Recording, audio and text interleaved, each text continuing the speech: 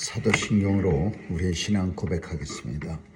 전능하사 천지를 만드신 하나님 아버지를 내가 믿사오며 그 외아들 우리 주 예수 그리스도를 믿사오니 이는 성령으로 잉태하사 동정녀 마리아에게 나시고 본디오 빌라도에게 고난을 받으사 십자가에 못 박혀 죽으시고 장사한 지 사흘 만에 죽은 자 가운데서 다시 살아나시어 하늘에 오르사 전능하신 하나님 우편에 앉아 계시다가 저리로서 산 자와 죽은 자를 심판하러 오시리라. 성령을 믿사오며 거룩한 공회와 성도가 서로 교통하는 것과 죄를 사하여 주시는 것과 몸이 다시 사는 것과 영원히 사는 것을 믿사옵나이다. 아멘. 은혜가 풍성하신 하나님, 오늘도 우리에게 생명 주시고 새날 허락하셔서 죄전에 나와 새벽 예배로 하나님과 첫 시간을 보낼 수 있도록 은혜 주심을 감사합니다. 오늘도 온종일 주님과 동행하는 복된 날 되게 도와주시고 임마누엘의 축복이 함께하여 주옵소서. 흉흉한 세상 가운데 주님의 보호하심 아래 품어주시고 날마다 안전하게 거할 수 있도록 주님 도와주시옵소서. 비행기 사고로 많은 사람들이 죽어갔습니다. 하나님, 우리의 유망한 한국 어린아이들도 있습니다. 도와주셔서 그 가족에 위로를 주시고 또 하나님께서 은혜 주셔서 이런 일이 발생하지 않도록 도와주시옵소서. 또 새로운 비행기 또 추락사고로 인해서 사람들이 죽어갑니다. 하나님 도와주셔서 이런 일들 없도록 하나님 이 땅을 지켜 주옵소서. 오늘도 하나님 온 세상을 우리 하나님께서 살펴주시고 주님의 사랑과 은혜가 온 세상 어두운 곳곳마다 찾아가 주시고 또 병상에도 찾아가 주셔서 병상에서 하나님 만나는 귀한 은혜가 나타나게 하여 주옵소서. 오늘도 자녀들 지켜주시고 귀한 자녀들 통해 하나님 나라 세상에서 확장되게 하여 주시고 하나님 믿는 주의 백성들이 하나님 얼마나 귀한 사람인들인가 세상이 알게 하여 주옵소서. 오늘도 주님 나라 생각하며 또 복음 전하는 귀한 선교사님들 지켜주시고 저들의 사역 통해 주님 이 땅에 오실 그 시간이 속히 도래하게 하여 주옵소서. 오늘 하루도 주님 손길에 의탁하오며 예수님의 이름으로 기도합니다. 아멘. 우리 찬양 460장 부르시겠습니다.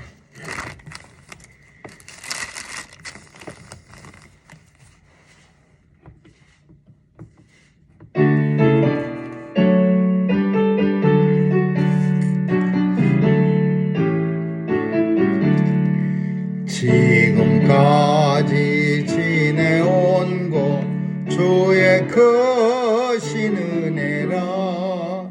한이 없는 주의 사랑 어찌 이루 말하랴.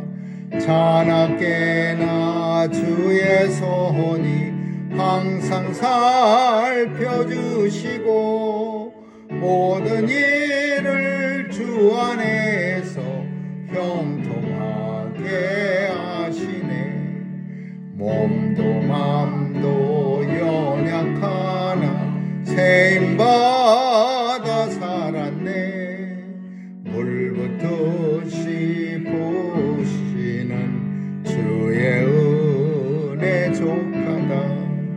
사랑 없는 거리에 험한 산길에 맬 때 주의 손을 굳게 잡고 근안송하며 가리라.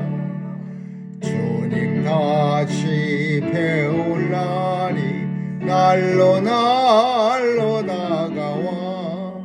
무거운 짐 주께 맡겨 버리나 또 멀잖네.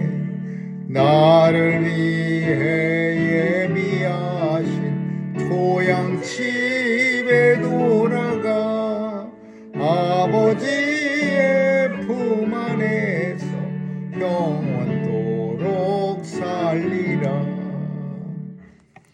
하나님 말씀은 열왕기하 2장 보겠습니다. 열왕기하 2장 1절에서 11절까지 한 절씩 교대로 읽습니다. 열왕기하 2장입니다. 여호와께서 회리바람으로 엘리야를 하늘에 올리고자 하실 때에 엘리야가 엘리사로 더불어 길갈에서 나가더니 엘리야가 엘리사에게 이르되 청컨대 너는 여기 머물라 여호와께서 나를 베들레헴 보내시느니라. 엘리사가 가로되 여호와의 사신과 당신의 혼의 삶을 가리켜 맹세하노니 내가 당신을 떠나지 아니하겠나이다. 이에 두 사람이 베델로 내려가니 베델에 있는 선지자의 생도들이 엘리사에게로 나와 이르되 여호와께서 오늘날 당신의 선생을 당신의 머리 위로 취하실 줄을 아나이까 가로되 나도 아노니 너희는 잠잠하라. 엘리야가 저에게 이르되 엘리사야 청컨대 너는 여기 머물라 여호와께서 나를 여기로 보내시느니라. 엘리사가 가로되 여호와의 사신과 당신의 혼의 삶을 가리켜 맹세하노니 내가 당신을 떠나지 아니하겠나이다 하니 저희가 여리고에 이르되 여리고에 있는 선지자의 생도들이 엘리사에게 나와 이르되 여호와께서 오늘날 당신의 선생을 당신의 머리 위로 취하실 줄을 아나이까 엘리사가 가로되 나도 아노니 너희는 잠잠하라. 엘리야가 또 엘리사에게 이르되 청컨대 너는 여기 머물라 여호와께서 나를 요단으로 보내시느니라. 저가 가로되 여호와의 사신과 당신의 혼의 삶을 가리켜 맹세하노니 내가 당신을 떠나지 아니하겠나이다. 이에 두 사람이 행하니라. 선지자의 생도 50인이 가서 멀리 서서 바라보매 그 두 사람이 요단가에 섰더니 엘리야가 겉옷을 취하여 말아 물을 부심에 물이 이리저리 갈라지고 두 사람이 육지 위로 건너더라. 건너매 엘리야가 엘리사에게 이르되 나를 네게서 취하시기 전에 내가 네게 어떻게 할 것을 구하라. 엘리사가 가로되 당신의 영감이 갑절이나 내게 있기를 구하나이다. 가로되 내가 어려운 일을 구하는도다. 그러나 나를 내게서 취하시는 것을 내가 보면 그 일이 내게 이루려니와 그렇지 않으면 이루지 아니하지 않고. 같이 읽습니다. 두 사람이 행하며 말하더니 후련히 불수레와 불말들이 이 두 사람을 격하고 엘리야가 회리바람을 타고 승천하노라. 아멘. 성경에서 죽음을 보지 않고 하나님 나라로 올라간 사람으로서는 두 사람이 있는데 그 사람 중에 하나가 에녹이고 한 사람은 엘리야입니다. 그래서 엘리야 선지자가 오늘 우리가 읽은 본문을 통해서 불수레와 불말들이 두 사람을 격하고 엘리사와 엘리야를 나누고 그리고 엘리야만 태워서 하늘로 올라갔다, 그런 내용입니다. 그래서 이 땅에서 죽음을 보지 않고 하늘로 불수레와 불병거를 타고서 올라간 사람이 엘리야 선지자입니다. 그 엘리야 선지자가 이제 하나님 앞으로 부름을 받을 때가 됐습니다. 근데 여기서 보면은 이 선지 생도들도 다 알고 있습니다. 벌써 엘리야 선지자가 하늘로 올라갈 것을 알고 있습니다. 근데 이 엘리야 선지자는 하나님이 맡겨주신 사명들을 다 감당합니다. 그 사명이 뭐냐 하면은 아람의 하사엘이라고 하는 젊은 사람을 혁명가를 세우라. 그러니까 아람 나라를 뒤집어 엎어서 하사엘이라고 하는 아주 혁신적인 그런 개혁적인 인물로서 왕을 세우라. 근데 이 하사엘이 그러니까 우리말로 하면은 그냥 말로 하면은 나라를 뒤집어 버립니다. 개혁을 합니다. 그리고 북이스라엘을 또 뒤집어 엎어라. 그 예후라는 사람을 써서 뒤집어 엎어라. 그리고 세 번째로 이 엘리야에게 주신 사명이 후계자를 세워라. 엘리사를 세워라. 이 세 가지입니다. 언제 이런 일을 하나님이 맡겨주셨느냐 하면 엘리야가 아합 부인 이세벨이 칼잡이들을 보내서 매일 쫓아다녔습니다. 죽이려고. 그러니까 너무 도망자 생활이 끔찍해서 날마다 도망가면 또 누가 신고하면은 또 이 자객들이 또 찾아오고 그러다 보니까 엘리야 선지자는 좌절합니다. 너무나 끔찍해갖고 사환을 데리고서 하룻길을 간 후에 너는 여기 떨어져 있어라. 그러면서 혼자 들어가서 로뎀나무 아래서 하나님 앞에 죽기를 간청합니다. 이때 하나님께서는 천사들을 보내서 어루만져 주시고 또 먹을 걸 주시고 호렙산까지 데리고 가갖고서 하나님이 친히 세미한 음성 가운데 만나 주시고 그리고 이 세 가지 사명을 이 엘리야에게 명령을 내립니다. 이 위로와 또 치유와 회복이라는 걸 통해서 죽고 싶어 했던 엘리야를 이렇게 세우지만 사실은 그보다 더 큰 힘은 죽으려고 했던 엘리야를 일으켜 세운 힘은 사명입니다. 이 세 가지 사명, 커다란 아람이라고 하는 나라에 새로운 지도자를 세우라. 자기가 뽑아서 세우는 건 아니고 물론 가서 그 하사엘이라고 하는 지도자에게 기름을 부어서 네가 이제 이 아람 나라의 왕이 되리라 이렇게 선포하는 겁니다. 그리고 예후라고 하는 사람, 이 또 아합 왕 밑에 있던 장군인데 이 사람한테 가갖고서 기름을 붓고 너는 이 나라의 왕이 되고 이 아합 왕의 모든 식구들을 다 죽이고 이 나라의 왕이 되리라. 새로운 왕이 되리라. 그러니까 이 반역하는 겁니다. 이 사람들 다. 근데 그 반역할 수 있는 힘을 이 엘리야가 그 사람들한테 불어주는 거죠. 하나님의 뜻인데 나를 통해서 너에게 말씀하시는 하나님인데 네가 이 나라 왕이 되겠다.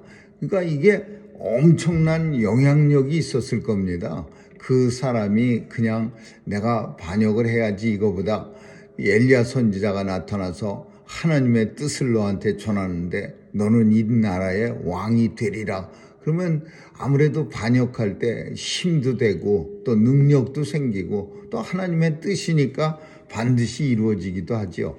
그래서 아람 나라를 하사엘을 세웠고 북이스라엘을 예후를 세웠어요. 사명을 이제 감당하는데 한 가지가 뭐냐 하면 엘리야 후계자를 세우는 일이야. 오늘 본문은 그 마지막 사명 이제 엘리야를 선택하는데 본문 속에서 네 가지 조금 후계자를 선택하는 일이 조금 특별히 보입니다. 그게 뭐냐 하면은 끝까지 이 엘리사가 엘리야 선지자를 절대 떨어지지 않는데 네 동네에 위치가 납니다. 이 동네들이 굉장히 지리적으로 먼 거예요. 지금이야 뭐 가까운 거리겠지만 길갈에서 베델 갔다가 여리고 갔다가 그리고 요단강을 갑니다. 그러니까 이 네 군데예요. 엘리사 선지자는 엘리야 선지자를 절대 떨어지지 않으려고 합니다. 끝까지 붙어 있으려고 하고 엘리야 선지자는 떨어뜨리려고 하는 거예요. 너는 여기 있어라. 내가 가야 할 곳이 있다. 계속 그러면서 이 엘리야 선지자가 엘리사를 떨어뜨려 두고 혼자 가려고 하는데 엘리사 선지자는 끝까지 악을 쓰고 엘리야 선지자를 쫓아갑니다.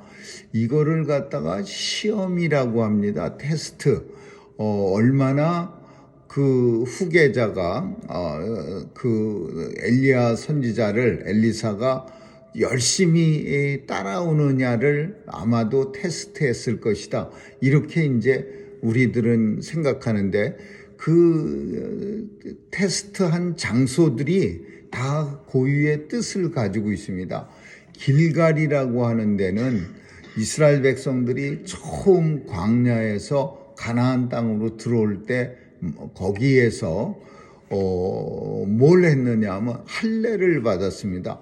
가나안 땅에 들어가서 살기 위해서는 이 상태로 살면 안 된다. 그 광야길을 돌다가 아무리 바쁘고 힘들고 상황이 안 좋다고 했지만 이제 가나안이라고 하는 하나님이 주시는 땅에서 살기 위해서는 하나님의 백성이 반드시 받아야 할 할례를 받아야 한다. 그래서 길갈에서 이스라엘 백성들은 적들이 쳐다보는 가운데 모든 백성, 장정들이 다 할례를 받게 됩니다. 이거는 굉장한 일입니다. 남의 땅을 쳐들어가 놓고는 첫 번째 관문에서 첫 번째 만난 땅에서 할례를 받고 다 드러나 있는 모습은 아마 그 가나안에 살던 가나안 7부족들이 볼 때 굉장히 의아했을 겁니다. 저것들이 쳐들어와서는 빨리 전쟁 안 하고 왜 전부들 길게 다들 누워있지? 할례를 받으면은 보통 3일 동안 누워 있어야 한답니다. 그래갖고 그 세겜성 추장이 디나를 잘못 건드렸을 때 그 디나의 오빠들이 세겜성 청년들을 죽일 때도 할례밖에 받으면 우리가 결혼시키겠다. 그래놓고 할례 받고 누워있는 걸 갖다가 3일 동안 누워있는 거를 모조리 죽여버립니다. 그런 식으로 길갈에서 이스라엘 백성들이 할례를 받고 나니까 하나님은 그 땅을 길갈이라고 이름을 지어줬어요. 길갈이 무슨 뜻이냐? 모든 수치가 물러갔다, 그런 뜻이에요. 수치가 물러갔다. 그러니까 그동안에 이스라엘 백성들이 참 힘들게 여러 가지 더러움 속에 살았는데 이제는 가나안 백성으로 모든 애굽에서의 수치가 물러갔다. 베델은 우리가 아는 것처럼 하나님의 집이라는 뜻이야. 야곱이 돌베개 지고 베델에서 단을 쌓는데 이 베델이 하나님의 집이라는 뜻이고, 그리고 여리고라고 하는 것은 하나님의 향기입니다. 하나님의 향기가 있다. 그리고 요단은 흐르다, 그런 뜻이야. 이 의미도 다 있겠지만은 그보다 더 중요한 거는 엘리사가 악을 쓰고 따라다녔다는 거예요. 그냥 끈기 있게 너는 여기 있어라, 나는 가겠다 그러면 그냥 또 절대로 안 됩니다. 그러면서 쫓아가고, 그래서 결국은 이 네 가지 테스트, 네 동네를 다 따라다니면서 테스트에 성공을 합니다. 그리고 이제 요단강을 건너갈 때 어떤 모습으로 건너갔느냐 하면 엘리야의 겉옷을 벗어서 강을 이리저리 치니까 강물들이 이렇게 피하는 거예요. 엘리야 선지자의 겉옷을 이렇게 툭툭 치니 막 흔들어대니까 강물이 피해서 마른 땅같이 요단강을 건너갔더라. 그 제자들이 볼 때 그런 모습을 보였어요. 그리고 결국은 이제 마지막으로 엘리야가 엘리사한테 말합니다. 내가 이제 시간이 없어서 하나님 나라로 이제 곧 올라가야 될 테인데 내게 무엇을 줄 것이냐 그랬더니 그 어떤 놀라운 능력도 아니고 놀라운 권세도 아니고 놀라운 무슨 어떤 다른 걸 구한 게 아니라 갑절의 영감을 주옵소서 그랬어요. 그 영감이라는 게 뭐냐? 영감이라는 것은 하나님을 기피하는 마음이야. 우리는 종종 한동안 유행했던 게 하나님의 타치 뭐 이런 말을 많이 썼습니다. 하나님의 타치. 근데 하나님의 타치를 우리가 느끼는 거를 영감이라고 말할 수 있는 거예요. 하나님께서 날마다 우리와 함께 계시고 우리를 만져주시고 우리를 인도해 주시는 것을 깨닫는 게 그게 영감이에요. 영감이 있다 없다라는 것을 우리가 판단할 수 있는 그런 어떤 기준이라고 하는 것은 하나님의 터치를 느끼고 살아가느냐 아니면 그냥 혼자 맹숭맹숭 사느냐 이 차이입니다. 그래서 우리가 종종 만나는 어떤 훌륭한 신앙을 가진 사람들의 그런 기록들, 그런 신앙 서적들을 보면 대단한 영감을 가지고 살아갔습니다. 저 사람들은 하나님의 그 만져주심을, 터치를 늘 느끼면서 사는 거예요.